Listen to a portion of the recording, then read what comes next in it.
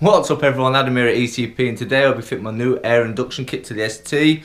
I've gone for the Ram Air Inductuion Kit. I purchased it off Amazon for about £150 delivered. No specific reason why I purchased this one in general, just because it fit my budget at the time. It's an open air filter, it arrived the other day and comes with everything that you need really. Nice massive open air cone filter, silicone pipes, new ECU relocation holder, and also, which is handy, not for me but for anyone else, actually instructions on how to do it. It's a nice little setup. It's personally just for the ST. Now, if you're going for a different version of induction kit, the process is more or less the same. So even though this is specifically a Ram Air induction kit, it doesn't matter if you go for an AirTech or something similar, or a full system with a crossover pipe, the whole process is the same. So basically what I'm saying is, even if you don't get the Ram Air, the same kit that I've got, you can still use this video for any other kits, because, you know, like I said, the process is still the same. But yeah, let's get down to it now. Let's go and get the filter fitted, because I'm excited, because I really need it. But that's another story. It's windy outside, so excuse any wind background noise, but I'll try to live out the best I can. And I will be doing at the end of this video, a before and after sound of the engine with the filter, to see if it makes a big difference. And I might also do a drive around and see if I can tell the difference. But nevertheless, let's get to it and get it done. Right guys, excuse the wind, but it is a horrible day. It is winter, but we're in the engine bay. We've got the standard setup. So we've got the standard air filter in there, with the ECU in the airbox housing. We've got the air scoop here, which scoops some air to help it out. We've got the mass sensor there. So what we need to do is obviously take out this whole lot with the ECU, and we're going to re-put in the new silicone pipes in, so the new open cone filter fits right there. So we'll get rid of all this and redivert everything there. So let's get to it. But before you do anything, disconnect the battery.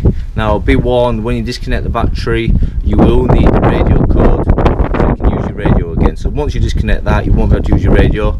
So make sure you have a radio code to hand, so you can rekey it in and reactivate your radio. Right, so what we want to do now is remove the slam panel. There's a couple of fixings here, so we get access to all the front of the car here. Right, we've got the slam panel removed. Now we need to remove the air scoop. Just two fixings there, and that will pop off. Right, so we've got the air scoop off. Now we want to move over to the MAF sensor, which is right here. That's the MAF sensor. It's just after this flexi pipe here. We want to disconnect it, so we need to unplug this connector. Right, so we've got the MAF sensor unplugged.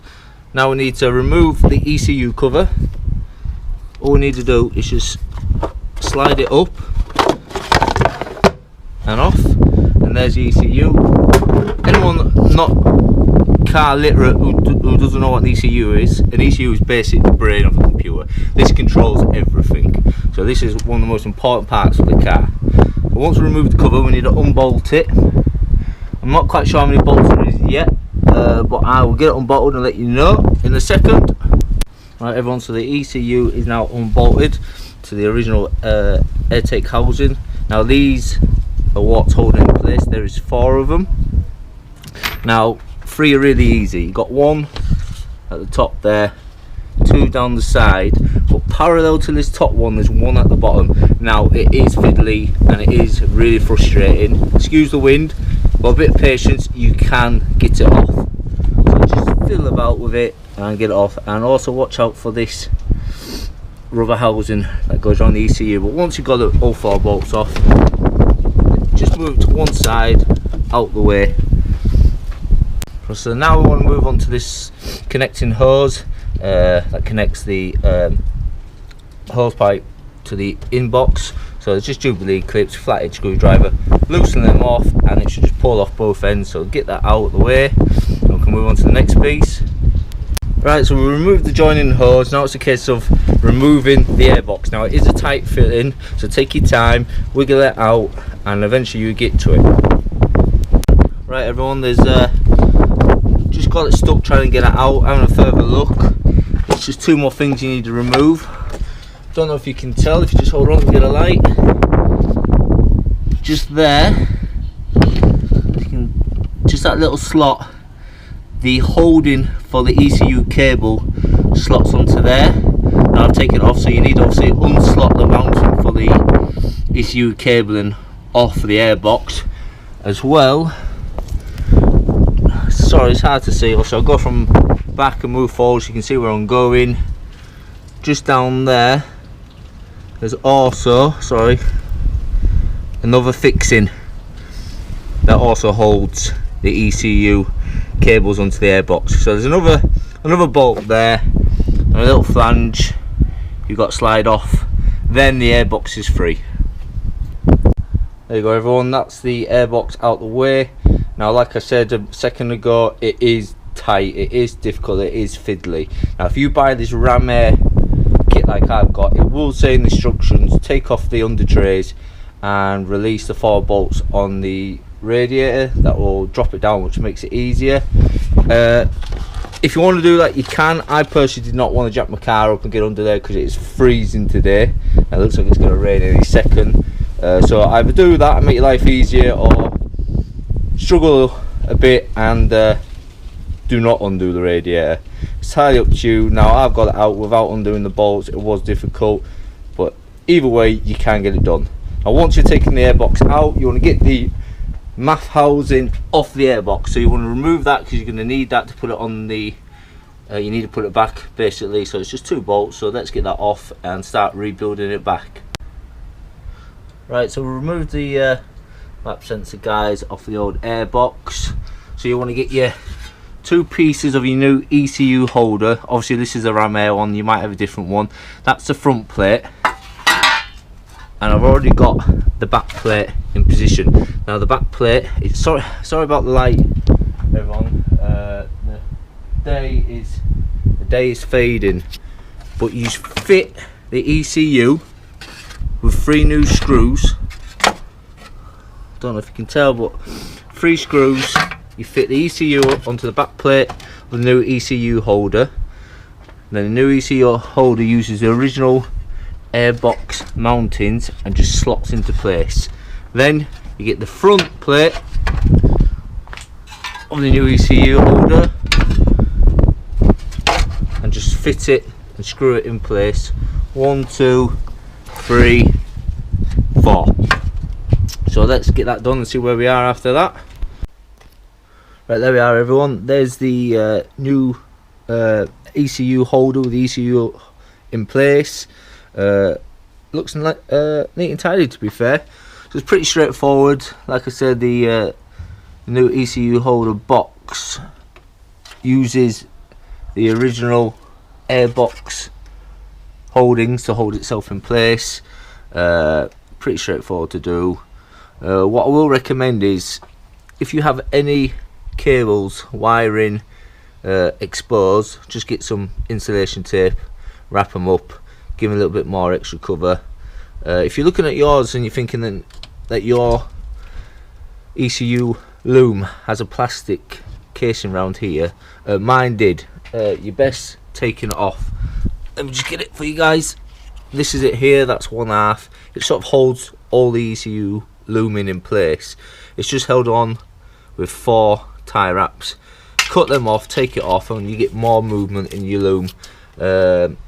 It's not really needed, to be fair, but like I said, just make sure any bare wires, any of the loom, just give it another wrap in some insulation tape. Right, so now we've done that, what we need to do is stick the first bit of new silicone piping onto the intake pipe. So let's go and get that one done. Right, there we are, that's the first bit of silicone, the new silicone piping on.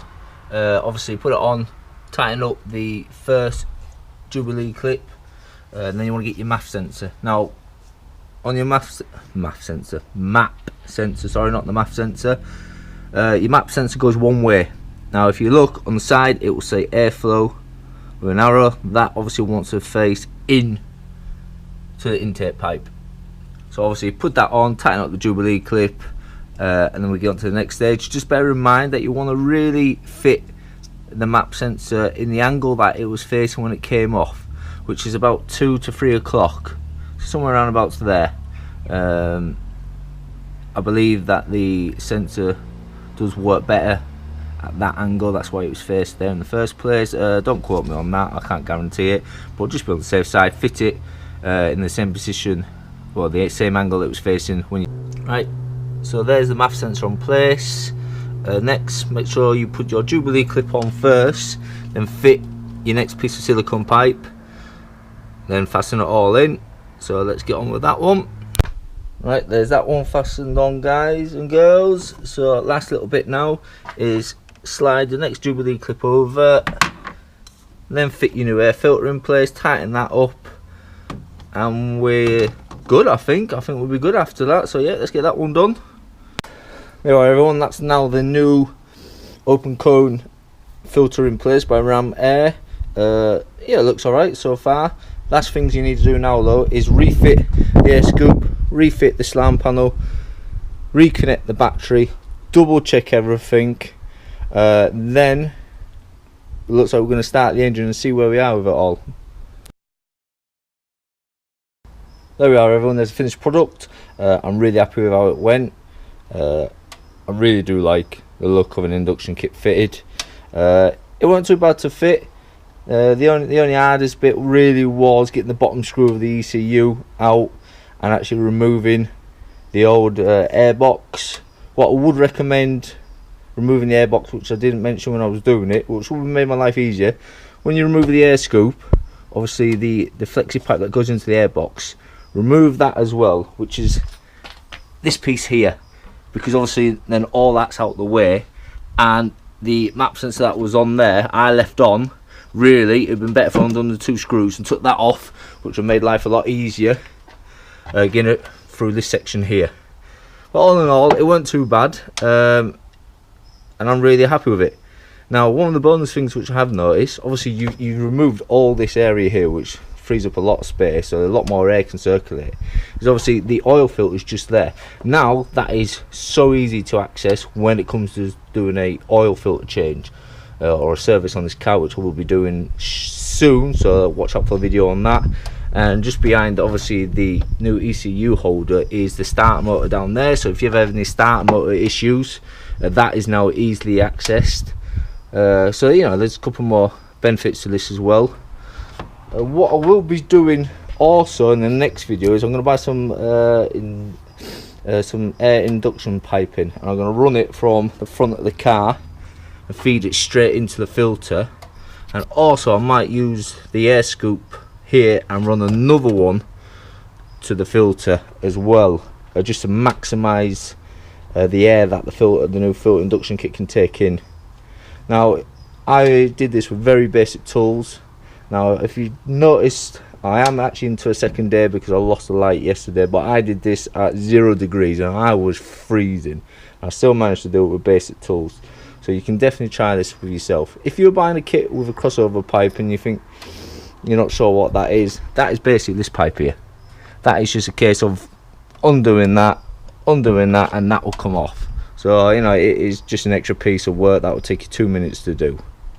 But what we'll do now is we'll start the car up and do a sound check and see if there's any difference.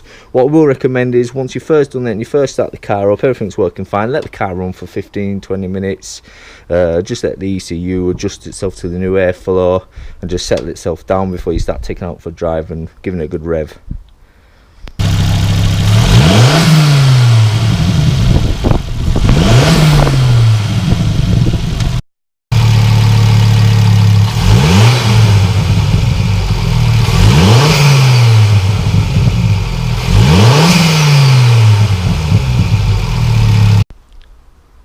Right, everyone, I just took the car for its first test drive and man, it's made a huge difference.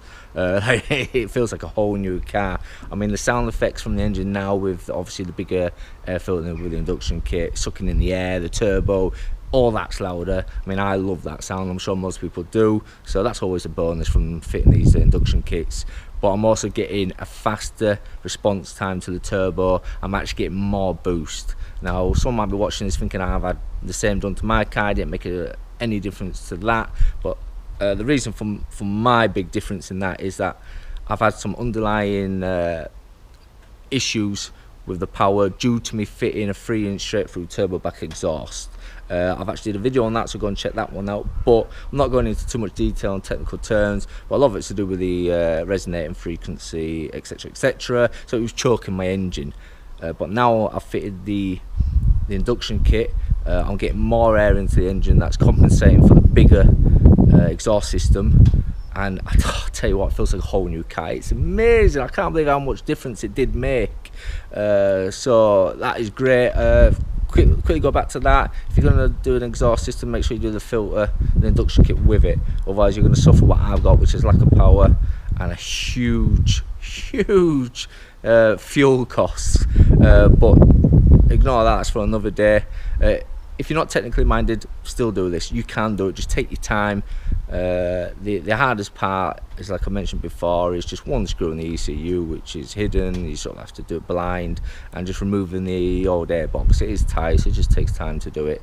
But yeah, definitely go for it. I'll post a link in the description to where I purchased the induction kit from. I got it from Amazon for about 150 quid. You can get it elsewhere, but Amazon's easy to deal with if anything goes wrong. Going forward, I'll be doing an intercooler video, new recirculating valve video, new spark plugs, new everything. Whenever I do something new to this car, I'll be doing a video for it. So if you're interested in that, please, subscribe, turn on notifications so you know when that's coming about. Check out my Instagram. I often do post when I'm going to put a video up before they go live, so you can get an idea when they're going on. But till next time, guys, thanks very much for watching, and I'll see you in the next one.